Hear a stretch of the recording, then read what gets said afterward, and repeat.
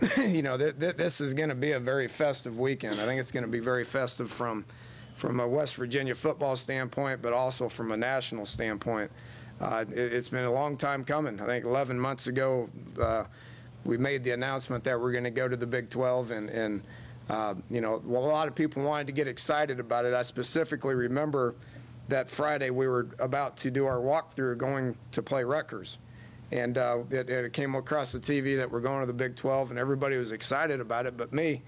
I was like, geez, we got to go play a game here, And so we gathered the team together out there on our Friday walkthrough, and we said, at one point we're going to start talking about the Big 12. This is not the time that we're going to talk about the Big 12, and we focused those guys, and we went up and we won a game at Rutgers, and then the season ended, and then everybody wanted to start talking about the Big 12. Well, from a university standpoint, from a athletic department standpoint, that took place, which was incredibly important. We tried to just focus about our football team and what we needed to do to get better. We had to recruit. We had an off season, which I think we did a fantastic job at all that stuff. Well, now Big 12 is upon us, and the biggest questions are, what are you going to do different? Well, we're really not going to do a whole lot different. I think over the course of time, West Virginia, our football team, everybody will get more familiar with the Big 12, and the Big 12 will get familiar with West Virginia.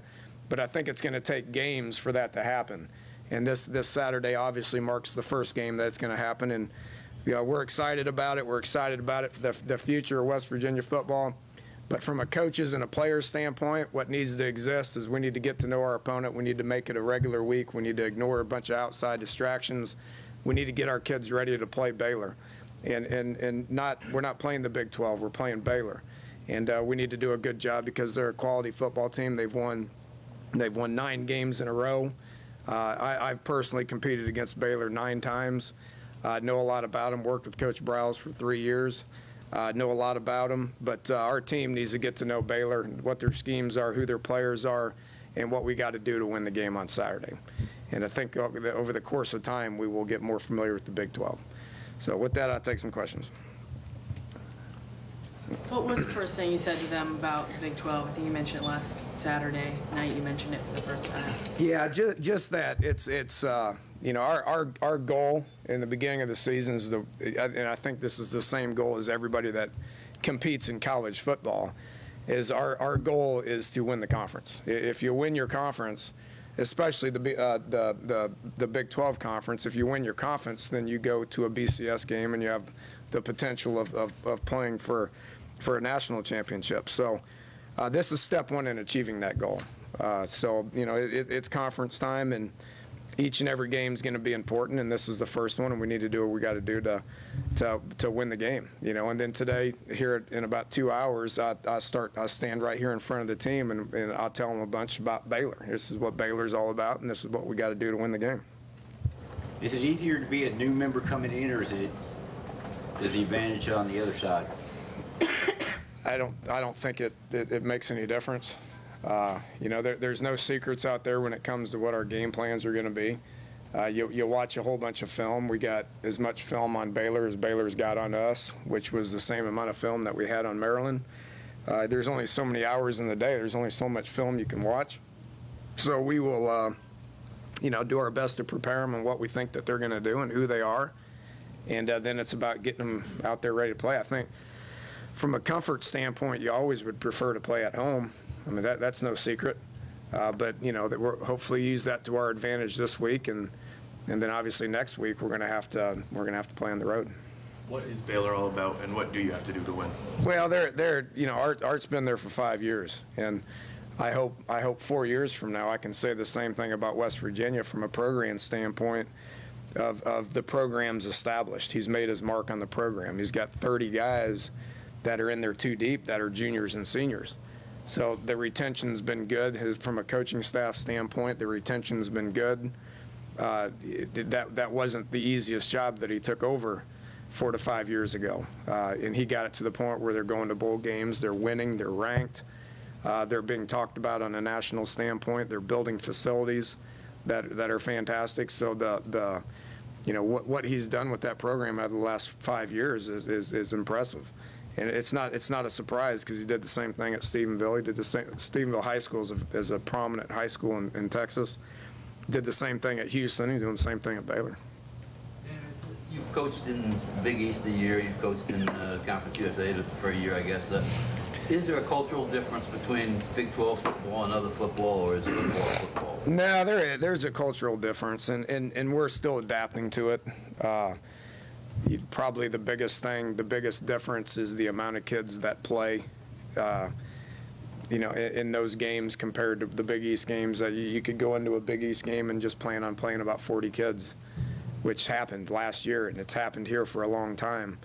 That's hard to do when you're taking that many snaps. I mean, Baylor's averaging, I think, 90 snaps a game, and defensively they're averaging defending 87, 88 snaps a game. Last week against Maryland, because of what Maryland's game plan was, we each got 67, 68 snaps. So based on what Baylor's going to do, they're going to go up tempo, they're going to play fast, they're going to take a lot of snaps. Well, then that means we'll probably take a lot more snaps on offense as well, which means you got to play more people. And I've been saying this for quite some time, that's the biggest difference in Big 12 and Big East. I think the culture's changing in the Big East a little bit, especially when they bring in teams like Houston and those guys, Boise State and stuff to the Big East. I think that culture is going to change too. Is there a cultural difference too from the fact that there's so many schools in Texas, and they've had, a lot of them have had so much success compared to West Virginia, which is 2 major colleges and really small? And I mean, is there something there that works into it, in the equation? I don't know. I mean, the skill's good. Baylor's got great skill, and I've made reference to this from a recruiting standpoint. I mean, those guys play football when they're in first grade, and they're playing a lot of football when they're in junior high. So when you get them, they're probably more game ready from a skill standpoint, not from a talent standpoint, but from a skill standpoint, they're probably a little bit more game ready. Could you expect Sean to be 100% for Saturday? Yeah, he's day to day. He didn't practice much last week. Probably could have played a little bit more on Saturday, but didn't practice Tuesday, Wednesday, Thursday. So we just felt like it was in our best interest not to play him. It's a long season, and if you're not healthy enough to practice during the week, then you're probably not going to play on Saturday. So that was our stance with it. He was an emergency guy, got in a few times. He will need to practice today, tomorrow, and Thursday at a high level for us to count on him playing on Saturday. Which I expect it to happen? Yeah, I do. When a team's playing with that kind of tempo, how do you manage making those personnel substitutions? Is different? Obviously, you have to think about it differently. Well, the rule is if offense subs, defense matches.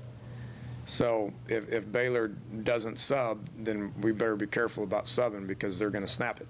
And I do the same thing offensively. If I don't sub and they feel like they need to sub, then we're probably going to go ahead and snap it. So you got to pay attention to their sideline. You got to find out what their personnel groups are, and you got to match it. And if they're changing personnel groups, I know one thing that happens is, and they're tricky about it, and I've known this for a long time, but they're tricky about it, that the ball will go off on their sidelines. So you got a big cluster of people on their sidelines, and then they sub. Well, it doesn't look like you subbed, and they'll go snap it, which that's against the rules, and we'll talk to the officials about that prior to the game. But bottom line, if they sub people, we got to sub people. And that allows you to match it to the point to where, you can get yourself lined up before they snap it. Dana, schematically, because of your Texas Tech, roots together, are you similar, the same, identical? How are you guys comparatively? Pretty different. Pretty different. You got to remember that was 2002 was the last year. I mean, that was 10 years ago. I have a hard time figuring out what I did 10 days ago. He's been at 2 different stops and has evolved. I've been at 3 different stops and has evolved. So we haven't sat down and talked football in 10 years, so I really don't know. But just from watching it on film, then there's obviously some differences. Which if you go to, I mean, if you really studied it, there's quite a bit of differences in what I'm doing now and what I did at Texas Tech, let alone what we did in Texas Tech in 2002 or what he did at Houston in 2005 4. So Yeah, I don't know how much you practice one-on-ones, but given the fact that your offense runs as quickly as it does and your defense has to get used to more of that this week, will you do any more of that this week?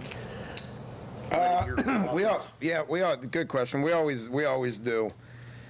We always do 2 periods a day against each other anyway for speed of the game.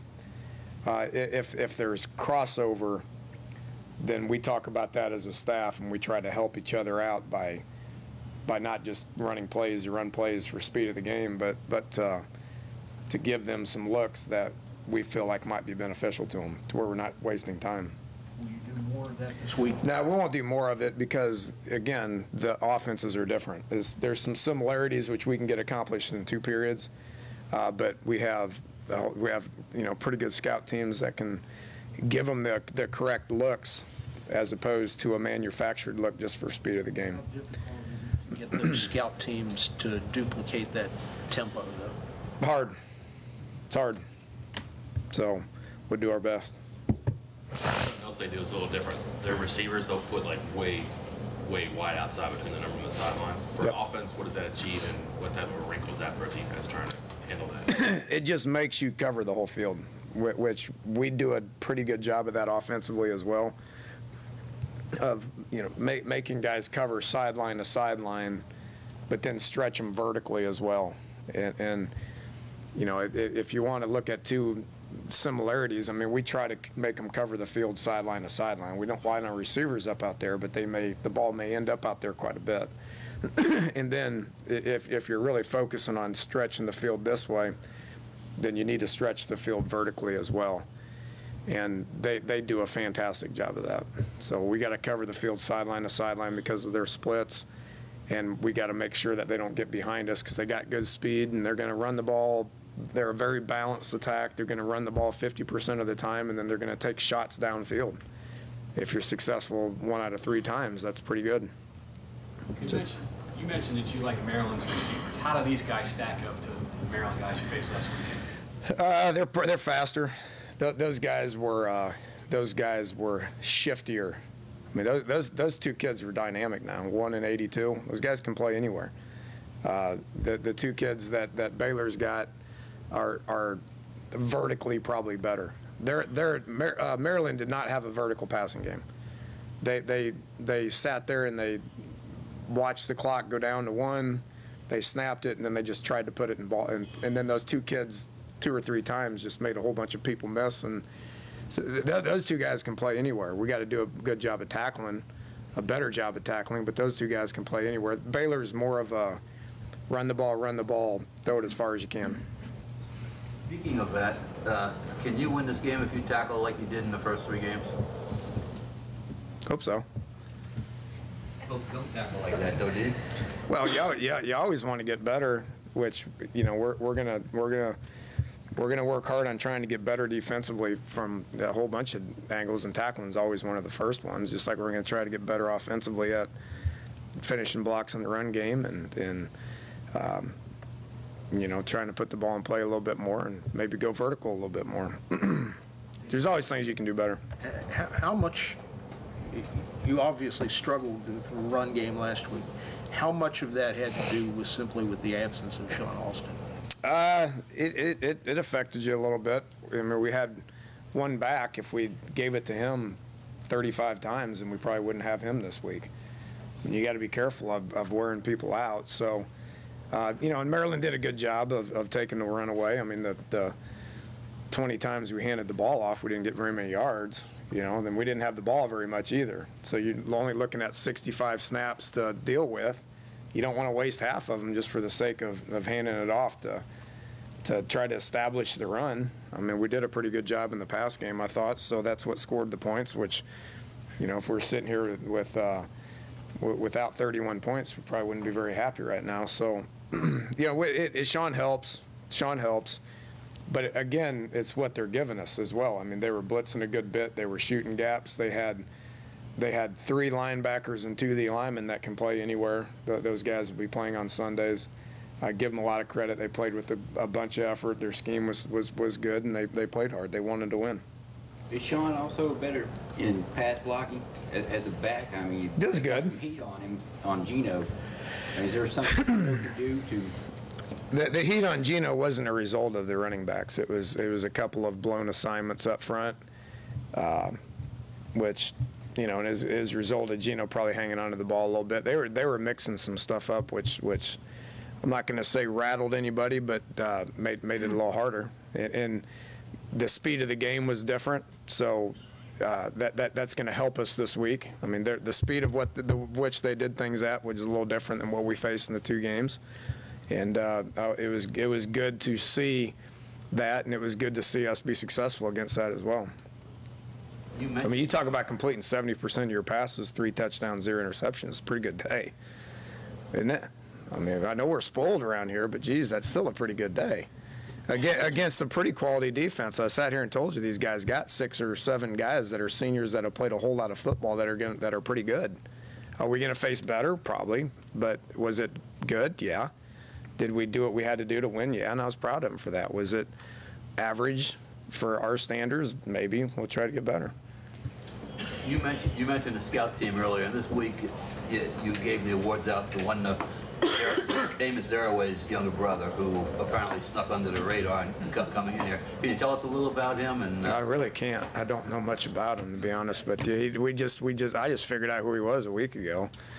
I understand the last name, but he's got on the team from the walk-on tryouts and you know, stuck him on scout team. Week 1, he did a good job, gave him more responsibility. Week 2, he did a good job, made him scout team player of the week. Week 3, so he's doing a good job of preparing our guys, and he has a good attitude and does well. It's about all I know about him right now. You mentioned the cultural differences earlier, and Baylor. See what they've done from a turnover standpoint over the last 7 or 8 games, and they talk about how their defense has given up yards, but if anything, they've been opportunistic.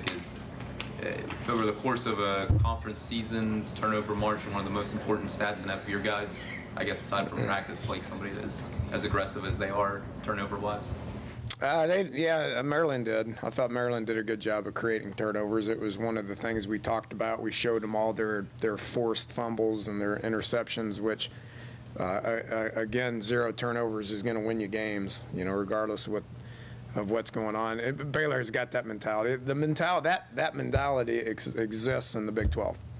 It's all Mac Brown talked about yesterday was turnover ratio. It's all they're working on is turnover ratio. It's one reason Joe DeForest is our defensive coordinator is because they led the country in forcing turnovers last year. They gave up yards. They forced turnovers.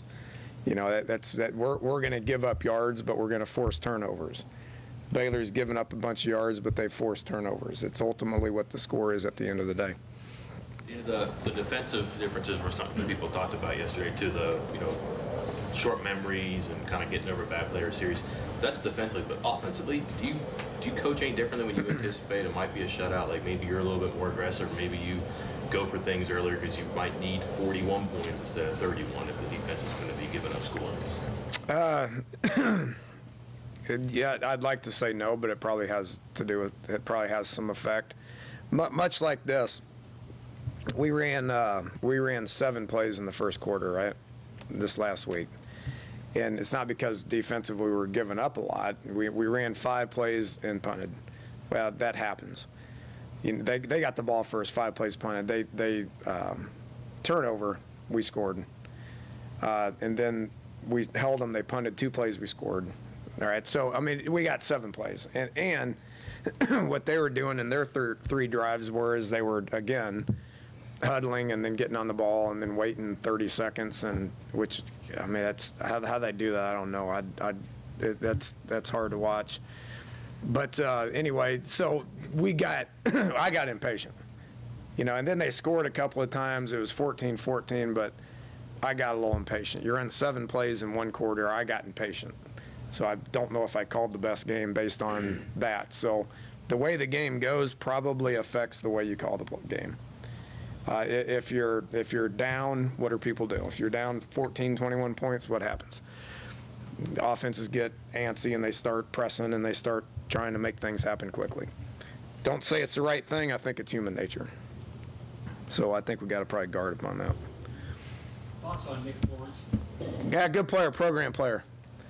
you know, been there for 4 years, understands, been there in that quarterback room for going on 5 years now. You know, and Art does a great job of coaching quarterbacks. I mean, Art recruited Case Keenum when I took him over, and you know, had Kevin Cobb, who's playing in the NFL, and obviously had RG3 there for a couple of years. He does a great job of developing quarterbacks. You talk about that kid who's a program player. Is he talented like some of the other guys out there? Not as talented, but is a winner.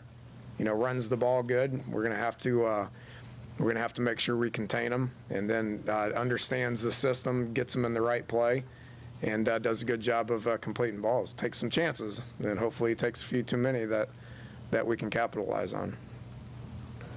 When you get in a game like this with two high-powered offenses, does that factor into trying? I know you can't really speak and beat on the situation, but you obviously want a touchdown instead of a field goal. When you get into a 4th down and you may have to kick a field goal, how tough is that decision going to be to have to take the 3 points instead of push on and try to get the 7? Well, you always take the points, but depending on how the game is, you know, if you're down a lot, then you probably should go for it. I mean, it just depends on how much you're down and how much time's left. I think that's all in-game feel for the game and decisions and all that. So who knows?